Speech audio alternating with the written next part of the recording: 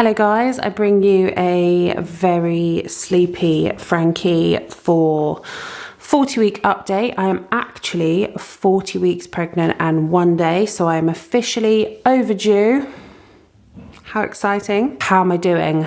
Good question. I'm doing okay. I think hormones are kind of high at the moment. Mood is going up and down and up and down and up and down.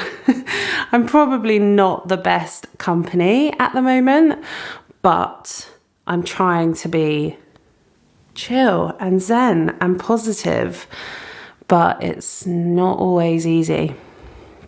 I think I'm finding it hard because for so many weeks now, the baby has been in like the optimum position and the midwives have been telling me like, this baby's so ready to go, like she's going to come soon and you're going to do great and she's definitely not going to be overdue. I mean, no one said that to me. No one said she's definitely not going to be overdue, but that's what I heard.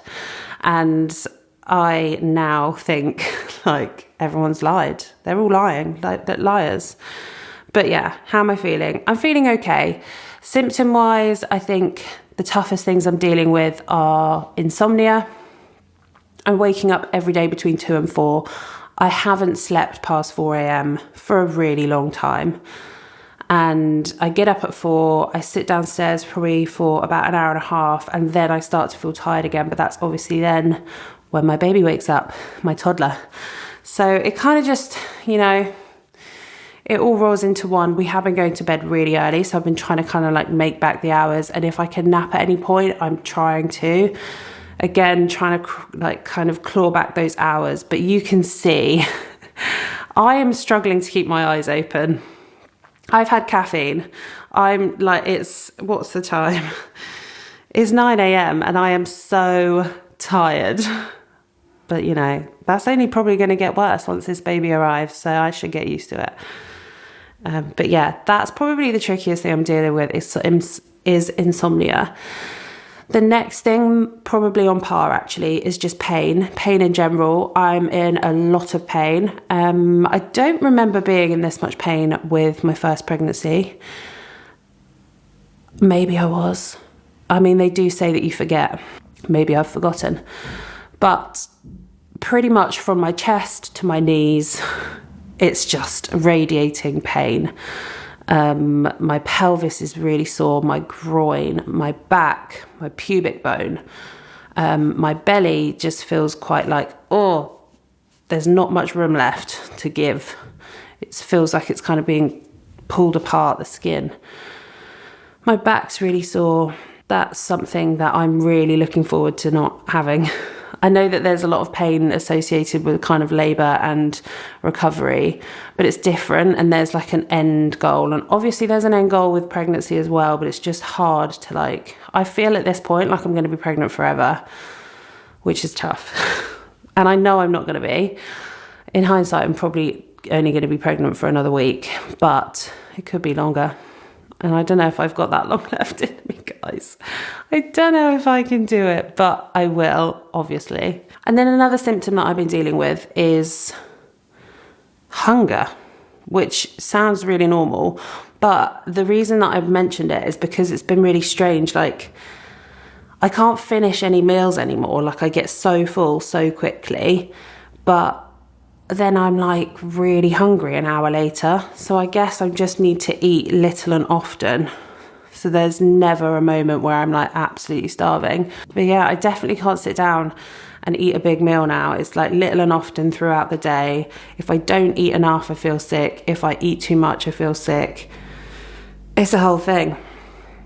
But that leads me on to the next thing, which has kind of passed, which is weird because I definitely had this right up until the moment Juno was born and into the days that she was here, her first few days, was heartburn. And it's kind of gone, which is really bizarre to me. I don't know if that maybe is because like the baby has dropped so low that there's like more room up here.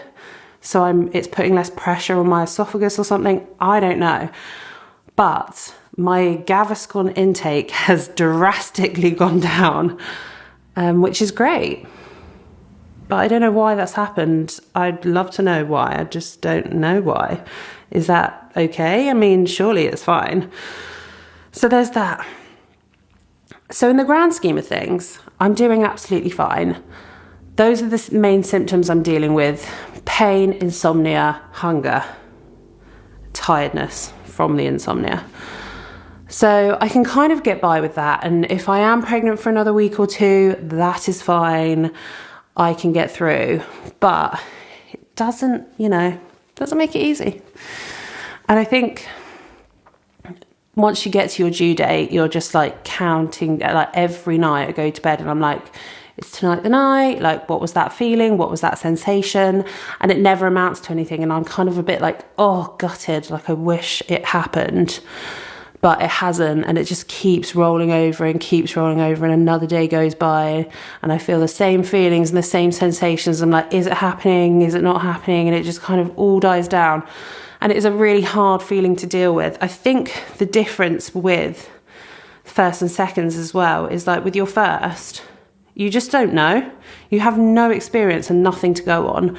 So all of these kind of pains and sensations that I was having when I was pregnant with Juno, I was just kind of like, well, that's probably just pregnancy. That's just pregnancy, right? Like the cramps and the backache and like waking up with achy hips, like that's probably just what happens towards the end of pregnancy. But I didn't know that that's kind of like your body preparing for labor. So that kind of leads me into what I want to talk about next, is like, what signs of labor have I had? And I think this is another reason that I'm finding it quite difficult, like mentally, I guess, is because I'm having loads of signs that labor is approaching. So, I mean, I think it's been like 4 or 5 days now. Every night I'm waking up and I've got this like radiating pain through my like back and down my hips and into my legs. And it's like so achy and like really strong period pains. And that is exactly what I had with Juno. I'm really grateful that I did this actually when I was pregnant with Juno. I kept a labour diary from my due date, and I'm going to do it this time as well. I'm going to backdate it actually because I've been feeling these things for a few days. But with Juno, I had those achy pains for like a week prior to me going into labour. And I've already been having them for like probably 5 days now. So that's one really big thing. So I'm like, it's imminent, like it's coming. It has to be in the next couple of days. But then I lost my mucus plug, which might be TMI, but a lot of women lose them. They're basically, your cervix is closed, it opens, and you lose some mucus. I haven't lost that, and I lost that 3 or 4 days before I went into labour with Juno. So then I'm thinking, well, if I haven't lost that, I'm definitely not going to go into labour anytime soon, but then that might be different. Like maybe I won't even lose it at all. Maybe I have lost it and I just haven't seen it. Like, what is going on? So yeah, I'm feeling a lot of things. And like this time last week, I was convinced I was going into labour. I literally had everything ready. I was like, I'm feeling a certain way. I told my mum, I was like, get your bags packed, babe. Like you might be coming over tonight. I was getting like cramps and I felt like, oh, this is happening. And it just didn't happen. And I've had a few other periods like that throughout the last week. I've been like, today might be the day. I'm feeling something, and it just hasn't happened. So I kind of give up at this point. I said to my mum and I said to Phil, I'm so over it. I'm so over thinking like, this is it. This is happening. And then it just doesn't. But then maybe I'm just not going to get many signs. Like I didn't get loads with Juno. I just, I had those aches and pains, the groin twinges, which I've been getting now for like 4 or 5 days too. And yeah, I had the mucus plug with Juno, but maybe I'm just not going to get those things. I think with Juno, I did go into spontaneous labour very quickly. There wasn't like a 12-hour period of contractions. It was literally like 9 p.m, contractions started. They started at 7 minutes apart, and within 3 hours, they were at 3 minutes apart, and I was giving birth an hour later. Like that, it was quick. So maybe this time it's just going to happen. I'm like, oh, when is it going to happen? And there's that element of like having one already, like, what if it happens really quickly and she's here? Or I don't know. It's just like, I need to let all of that stuff go. But I'm just like, give me a sign. Every night I get in bed, because I got in bed with June, when I was pregnant with Juno, it was a normal evening. I was like, is it going to happen? Is it not going to happen? Who knows? I laid my head down on the pillow and started to drift off to sleep. And people say to you, you just know. You know when it's like a proper contraction and it's not a Braxton Hicks. And it's kind of true. You just do. And I was laying there and I was like, oh, that one was a bit different. And I nodded off to sleep. And about 7 or 8 minutes later, it happened again. And I was like, okay, I'm going to get up and go and get happy and chill downstairs and like have some time.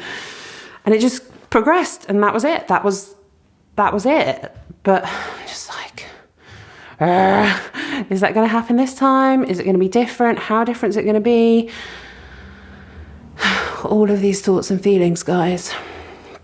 But yeah, apart from that, that's just how I'm feeling.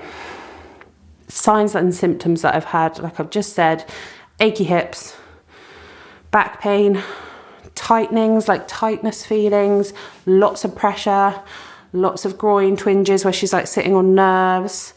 That's pretty much it. I have also been feeling quite sick and TMI, had a bit of diarrhea as well, which I think is quite normal. Your body kind of like clears out before labour approaches. But I just don't know. By the time you see this video, I should 100% have my baby in my arms, which is really lovely. But yeah, I can probably tell you actually, because you're not going to see this. So my due date was yesterday, the 22nd of October. So today is the 23rd. I'm 1 day overdue. My first baby was 8 days overdue. And I'm trying not to read too much into statistics, but apparently your second baby does come sooner. But I mean, she's got 7 days, so she better hurry up if she wants to beat her sister. If she's later than 8 days, she's going to be huge. Juno was 8 days late and 10 pounds 8. Oh gosh, don't even think about it. Can you imagine having a baby bigger than 10 pounds 8? If you've had a baby that's bigger than 10 pounds 8, please let me know, because I would love to just chat to you about it. Just be there for each other. I'm hoping it's the next few days, guys. I need all of your well wishes. Keep me in your thoughts. Send me your positive vibes. I need positive birth vibes for push day. I need everyone on my side. I want it to be in the next few days. Also, selfishly, it's my birthday on the 5th of November. And I just think I don't want her to have a birthday that's really close to her mum's. Like, I want her to have her own birthday.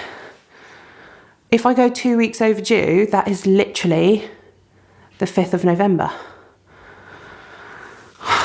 Obviously, I would love to share my birthday with her, but I just think for her sake, she'll probably just find it really boring when she's like a teenager and she'll want to go and hang out with her friends, and I won't be able to hang out with my daughter on my birthday because it's also her birthday. I'm going off on a tangent, guys. That's how I'm feeling. That's how I'm feeling, the symptoms that I'm having at 40 weeks and 1 day pregnant. Just a little update for you guys. Thinking of you all. Think of me, please. Keep me in your thoughts. Send me good vibes and good energy. Hope you enjoyed this video.